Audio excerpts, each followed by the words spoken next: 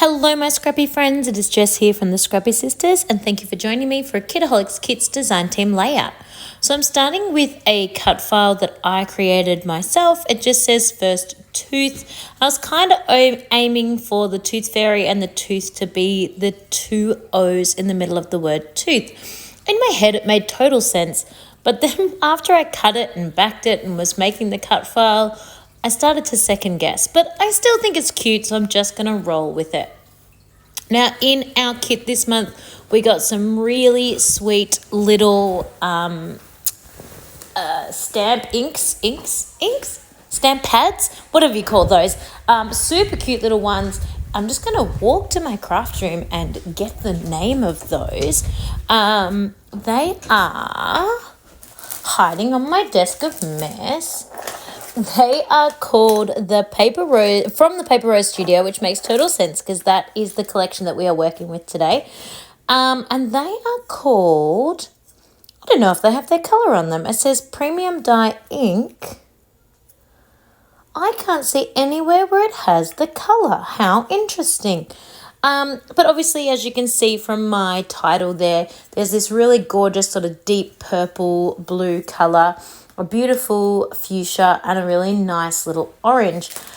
And what I did, I didn't put it on video because I wasn't 100% sure it was going to work, was I just got a wet one, like a wipe, and sort of just scrunched up a tiny little bit around my index finger and dabbed that on top of the purple first and rubbed that across the top of the letters, just leaning against my craft mat so that all the excess ink went onto my craft mat. And I tried to be quite heavy-handed with it at the top of the letters and kind of thin out the colour as it got closer to the bottom. I then used the same wipe but just moved to a different, like a clean section, and just got another little bit of wipe around my index finger, tapped that onto the pink ink, and then rubbed that across. Here we go here, I'm showing you. I thought I had it in the video. So rubbed that across and then finally finished up with the orange. It did get a little bit messy with the orange as I got close to the other parts of the cut file. I tried really hard to keep it clean, but obviously that's not always possible. I did actually get a little bit of white paint and paint over the white sections just to kind of tidy it up a little bit. And I did all of that inking before I backed the cut file. So I think it would have been a lot messier if I had like other papers in the cut file already. And then I added in the other papers, and that also tried to sort of dull down any of that excess orange ink that went onto the cut file. It was a lot harder to see once I'd backed the cut file with other colours. And I'm so pleased with how this turned out. I am definitely going to try this technique again because I think it was really, really sweet and it really matches the rest of the colours beautifully. The word tooth, or the T and the TH, I backed with some beautiful papers from this collection. It is one of the reverse sides. It's the reverse side of the double rainbow that I used earlier in the month.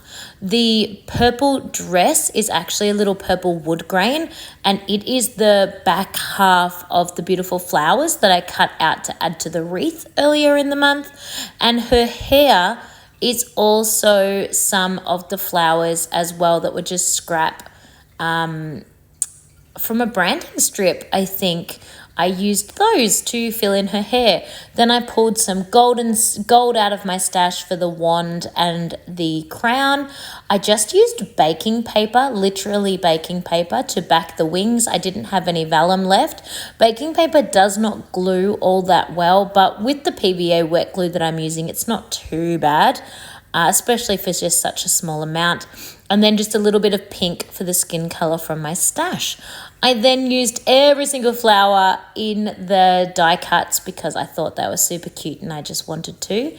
And then I wanted to pop on this little love heart paper clip. It's not particularly doing anything and I absolutely could pull it off later if I changed my mind. But it was just really sweet and I liked that picture of Tom Tom, so I thought I would just put the little love heart on there.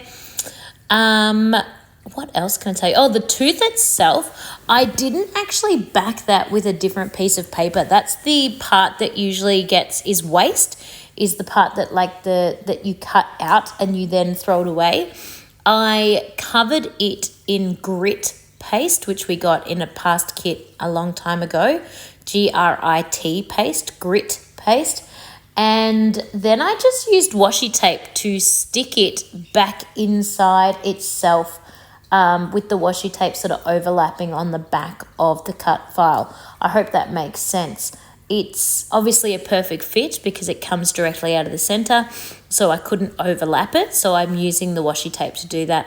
And I chose to use washi tape because of that sort of papery feel to the washi tape. It's not shiny. Masking tape would have worked as well, but I didn't have any of that. I then cut some of the cute words off the cut apart sheet, just the cute like lovesy-dovesy ones because he's so sweet, this little boy, and they're going to be my finishing touches before I add some hearts, some puffy hearts, and some gold splatters. I do just use the 3 puffy hearts that are kind of like the odd ones out on the sheet. I do like to keep my enamel dots and my puffies and all of that equal. Am I the only crazy one who does that? And now I'm popping on some splatters and calling this one done. Thank you so much for watching me throughout the month of December, and I cannot wait to see you again next month in 2024. Can you believe it? In January. I will see you all soon. I hope you have a bright and sunshiny and happy new year, and I will see you all then. Happy scrapping. Bye.